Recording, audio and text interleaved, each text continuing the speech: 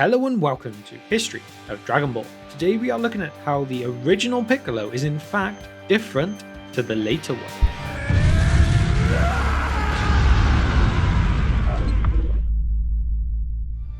Piccolo is a wise and cunning warrior. He's introduced to us all as the main antagonist in the final saga of Dragon Ball, the Piccolo Jr. saga, which of course means that he was a ruthless enemy of Goku. However, when we come back with the first saga of Dragon Ball Z, the Raditz saga, he begins to lose his villainous traits. And when he started training Gohan during the Vegeta section of the saga, the two develop a strong bond with each other, with Piccolo becoming basically a mentor to the son of Goku. Piccolo would later become a permanent member of the Dragon Team and eventually one of Earth's greatest heroes, all after being one of its biggest villains in the past. But now let's move on to learn some more about the backstory of everyone's favourite Namekian. So we have this Piccolo that we meet at the end of Dragon Ball,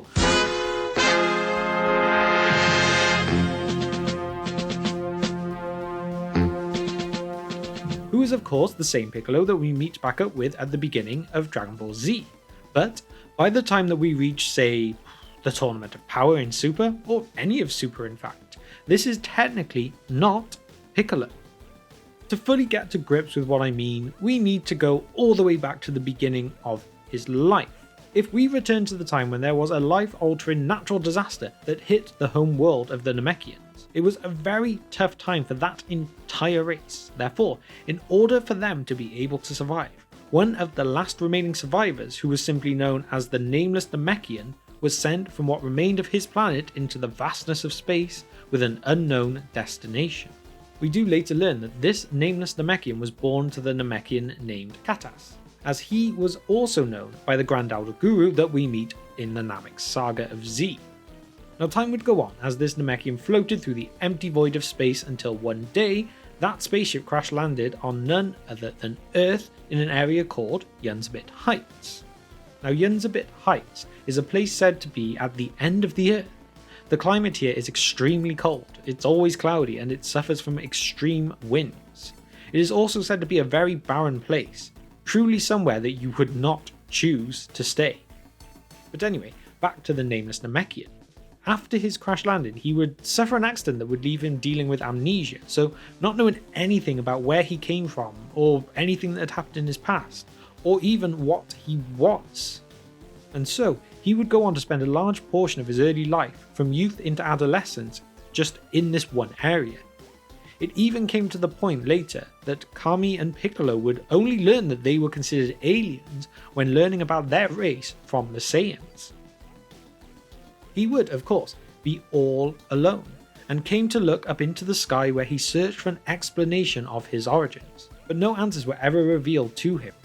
After many years though, he would finally decide to leave this area after giving up any hope that answers would come to him, and so he started to explore the world in which he now lived. Over this time of exploration, the Namekian would lose his pure heart, becoming tainted by hatred and violence that he would experience.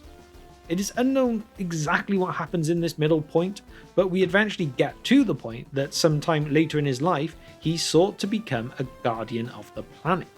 But the evil that had grown inside him tried to rise to the surface once again, and this caused him to separate his beings, now splitting himself into two separate personalities.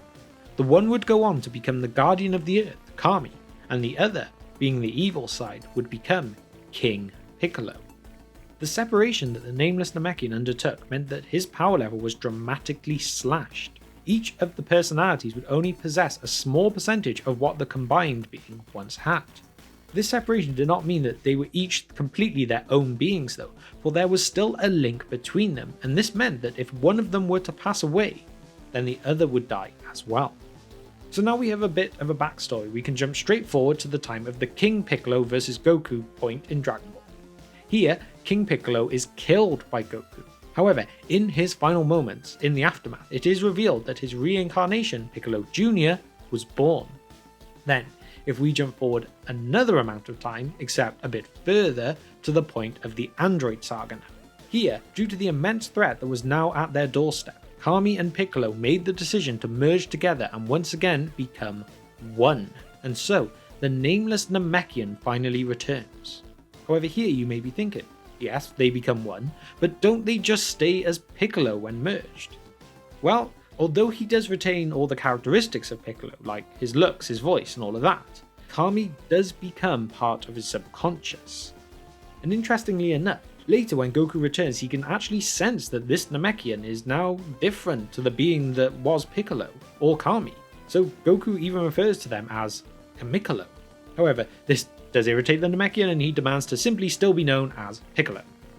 So hopefully this helps explain why Piccolo we know from the beginning of Z is simply not the same being he is at the end.